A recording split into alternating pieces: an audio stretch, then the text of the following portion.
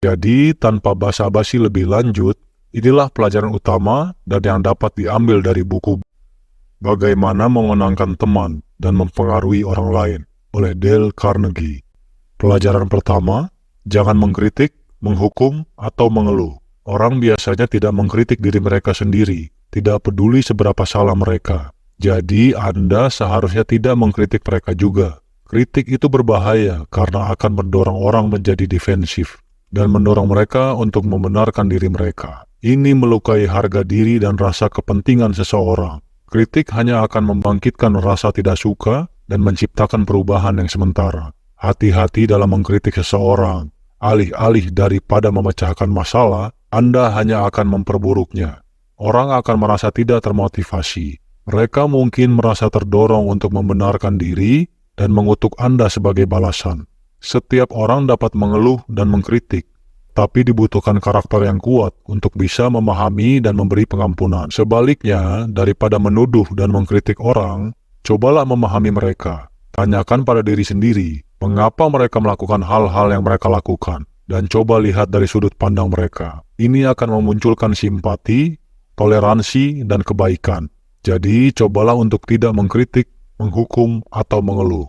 Umumnya Anda akan berada dalam posisi yang jauh lebih baik jika Anda menahan diri dari itu. Tetapi terkadang Anda tidak punya pilihan, kecuali mengkritik untuk meningkatkan kinerja seseorang atau memperbaiki perilaku mereka. Dalam situasi seperti itu, ingatlah bahwa kebanyakan orang lebih mudah mendengarkan masukan yang negatif setelah mereka mendapat pujian dan masukan positif. Selalu mulai dengan pujian, dan tunjukkan beberapa hal positif tentang orang yang akan Anda kritik. Lalu berikan kritik konstruktif dengan lembut dan penuh rasa hormat. Terakhir, jangan lupa mengakhiri kritik dengan pujian positif lagi. Pelajaran kedua, jika Anda ingin orang menyukai Anda, tunjukkan minat yang sungguh-sungguh pada mereka. Cara termudah untuk membuat teman adalah dengan sungguh-sungguh tertarik pada orang lain. Daripada berusaha membuat orang lain tertarik pada Anda, banyak orang menjalani hidup dengan mencoba mengesankan orang lain, tetapi itu tidak berhasil. Orang tidak benar-benar tertarik pada Anda atau saya. Mereka lebih tertarik pada diri mereka sendiri. Jika kita terlalu berusaha untuk mengesankan orang dan membuat mereka tertarik pada kita, kita tidak akan memiliki banyak teman yang tulus. Teman sejati tidak diciptakan dengan cara itu. Untuk membuat teman dan membuat orang lain menyukai Anda serta lebih menerima Anda, sambutlah orang dengan semangat dan antusiasme. Sapa dengan suara penuh minat dan antusiasme, bahkan ketika seseorang menelpon Anda. Bersikap altruistik, lakukan hal-hal untuk mereka yang membutuhkan waktu, energi, dan perhatian kamu. Jangan ragu untuk menunjukkan ketertarikan. Namun ingatlah bahwa penunjukan ketertarikan harus dengan tulus, harus juga bermanfaat, tidak hanya bagi orang yang menunjukkan ketertarikan, tetapi juga bagi orang yang menerima perhatian tersebut. Di kesempatan berikutnya, saat berbicara dengan seseorang, baik teman atau orang yang baru Anda temui, cobalah untuk mempelajari beberapa hal tentang mereka yang sebelumnya tidak Anda ketahui. Jika mereka menyebut sesuatu secara singkat, misalnya minat pada psikologi atau perjalanan ke Prancis beberapa tahun lalu, tanyakan dari mana asal minat mereka pada psikologi atau mengenai kota-kota mana saja di Prancis yang pernah mereka kunjungi. Ketertarikan dan rasa ingin tahu semacam ini tidak hanya membantu Anda membangun hubungan yang kuat dengan orang lain, ini juga akan memperluas pandangan dan pengetahuan Anda. Untuk pertemuan atau keadaan formal, Anda dapat mengikuti contoh salah satu presiden Amerika yang paling dicintai, Theodore Roosevelt. Setiap orang yang pernah diterima oleh Theodore Roosevelt sebagai tamu selalu terkejut dengan beragam pengetahuannya. Tidak peduli siapa pengunjungnya, Roosevelt tahu apa yang harus dikatakan, bagaimana dia mencapainya, dengan begadang pada malam sebelum pertemuan dan mempelajari tentang subjek yang ia ketahui bahwa tamunya yang akan ia temui besok sangat tertarik. Roosevelt tahu bahwa cara elegan untuk mencapai hati seseorang adalah dengan berbicara tentang hal-hal yang paling dihargai oleh orang tersebut. Jika Anda meneliti minat seseorang, tidak hanya Anda akan belajar sesuatu yang baru yang mungkin berguna suatu hari nanti, tetapi Anda juga dapat menemukan titik temu dengan orang lain.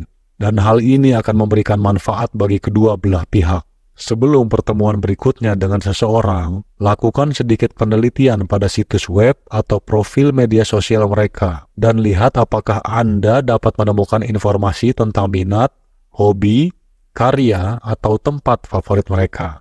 Sebelum meminta mereka melakukan sesuatu untuk Anda, buatlah suasana dengan berbicara tentang topik yang menjadi minat mereka. Berikan kesempatan kepada mereka untuk berbicara tentang passion mereka. Mereka akan sangat antusias melakukannya, dan Anda dapat memanfaatkan semangat dan energi positif tersebut untuk meminta apa yang Anda inginkan. Pelajaran ketiga, menjadi pendengar yang baik. Doronglah orang lain untuk berbicara tentang diri mereka. Ini berjalan seiring dengan pelajaran sebelumnya. Seperti yang disebutkan, seseorang dapat dengan mudah mendapatkan teman dengan menjadi benar-benar tertarik pada orang lain. Menjadi pendengar yang baik adalah tanda besar dari ketertarikan. Semakin Anda memperhatikan orang dan membiarkan mereka berbicara, semakin mereka akan menganggap Anda sebagai pembicara yang baik. Berikut adalah sebuah nasihat yang diberikan oleh mantan Presiden Harvard, Charles William Eliot.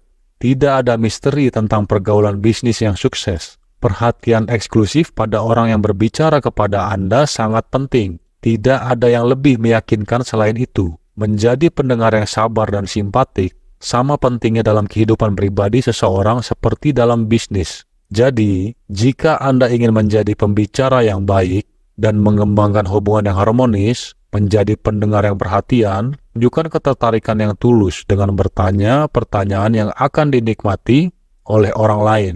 Dorong mereka untuk berbicara tentang diri mereka, tujuan, dan pencapaian mereka. Di sisi lain, jika Anda ingin orang menghindari Anda, jangan berhenti berbicara tentang diri Anda dan menginterupsi mereka saat mereka memiliki sesuatu untuk dikatakan. Orang yang hanya berbicara tentang diri mereka sendiri, hanya memikirkan diri mereka sendiri. Jangan menjadi salah satu dari mereka. Dalam percakapan, perhatikan seberapa banyak Anda berbicara dan seberapa banyak lawan bicara Anda berbicara. Apakah Anda lebih suka bicara atau mendengarkan? Seorang pembicara yang baik dapat melakukan keduanya. Tetapi secara umum, Anda sebaiknya berbicara 25% dan mendengarkan 75%. Saat berlatih, perhatikan apa yang mendorong Anda untuk berbicara lebih banyak. Apakah Anda mencoba mengatasi keheningan yang canggung? Apakah Anda cenderung terlalu bersemangat ketika berbagi ide atau menceritakan kisah? Cobalah cari keseimbangan dan dorong orang lain untuk berbicara lebih banyak. Ini akan memberikan manfaat dalam jangka panjang. Jika Anda menikmati ringkasan ini dan merasakan manfaat darinya, luangkan waktu sebentar untuk menyukai video ini dan meninggalkan komentar di bawah. Terima kasih telah menonton sampai habis dan sampai jumpa di video berikutnya.